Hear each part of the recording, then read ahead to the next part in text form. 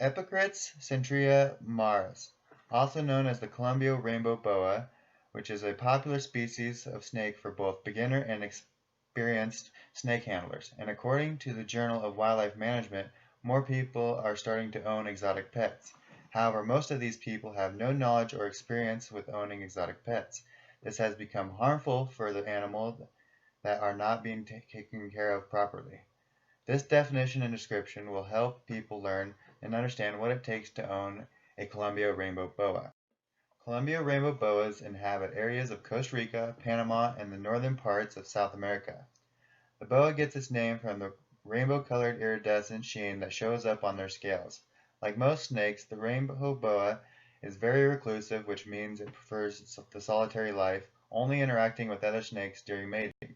They are also arboreal, which means they live in trees, and they are nocturnal, which are most active at night. Like most reptiles, they prefer areas of warm climates.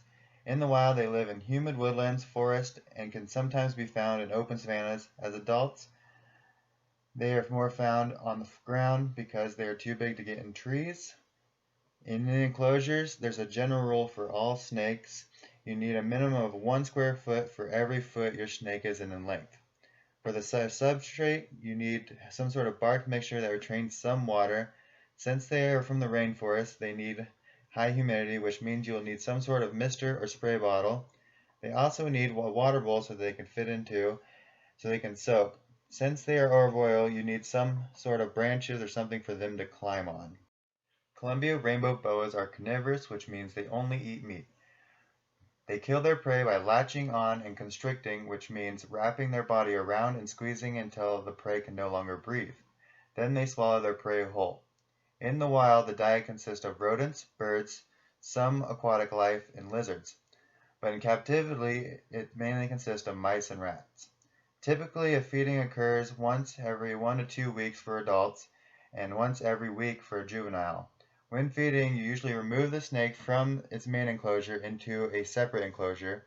You do this so the snake will not associate the enclosure with feeding time, and the snake will become less aggressive. Lastly, you should not handle your Columbia rainbow boa for 48 hours after feeding them. This will allow them to digest their food.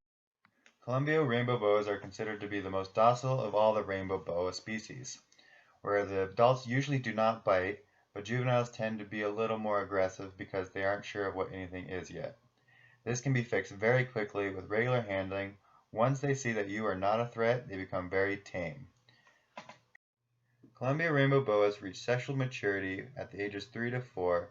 This is the only time that they are social. They are oviparous, which means their young hatches inside the mother, and tend to have 12 to 15 young. Survival is very low at a young age because there's more predation. In captivity, they can live 20 to 30 years, and in the wild, it's usually around 12 to 15.